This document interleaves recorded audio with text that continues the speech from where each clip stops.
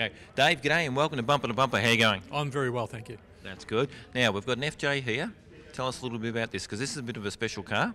It is actually. It's a car we're taking to Mexico for the La Carrera Panamericana in October of this year. Right. It's a 3,100-mile road race, the length of Mexico from south to north. So, yeah, she's a bit of a jigger. It's like Targa Tasmania for old bangers. All right. And what's the passion for doing this event in Mexico, and also building? Is the car being specifically built for this? Yeah, the car has been specifically built for that event. I guess the passion was that I've always been brought up with stories of long-distance rallying. My father and uncle were participants in the Red X Round Australia trials back in the 50s. Okay. They ran FJs, or 48 series. I've raced them in many forms over the years. Our business is heavily involved with them.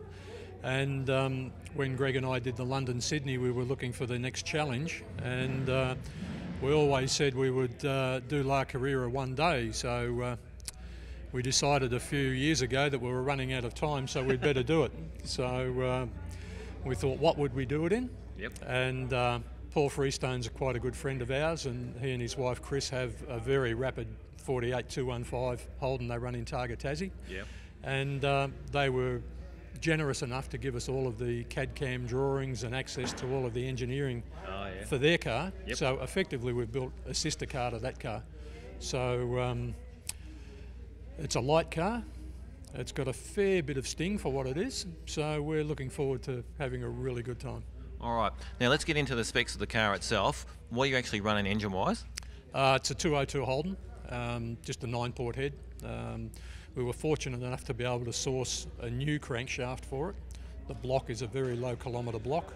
At the moment it's fitted up with a Holly carburettor, which we're changing because we're not particularly happy with that configuration when we ran it on the dyno. Yep. And we had a very respected friend come out the other night. He took one look at the carburettor system and said, mate, he said, you're going to have fuel distribution problems with that on 5 and 6. I said, well, funny about that because that's what we've got.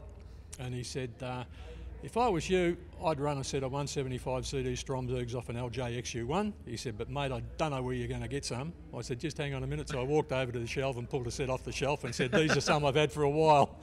And he said, Just well, lucky enough to have them. He said, I'd use those if I were you. So that's where we're going with it. All right. Now, getting back to the car and the shell itself, where'd you source the shell from?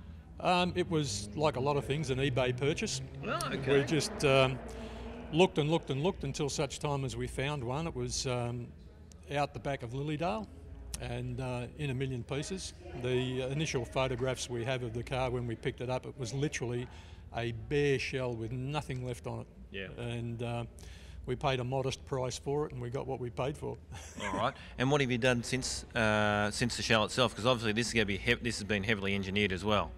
Yeah, basically once we had the shell back here, we shot it off to the sandblaster. We drew a line around the bottom of it and cut everything off. So the only original parts on the shell are the pillars, the A and B and the C pillars, the turret, and the 2 front doors. The rest of it is remanufactured or re-engineered in some way or another. Yeah, look, it's looking quite a smart-looking car too, both visually from the exterior but also the interior, because there's a lot of work underneath as well. Yeah, we cut the floor right out of it. It's been extensively rebuilt. It's got quite a robust subfloor. A new floor pan was fabricated for it.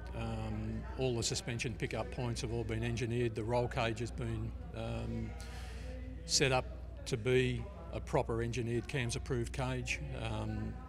You know, it's just tough as we could build it because it's a tough event. Yeah. I hope that you go very well in Mexico, that the car performs well, you guys have a lot of fun, enjoy yourselves, and thanks for being on Bumper to Bumper.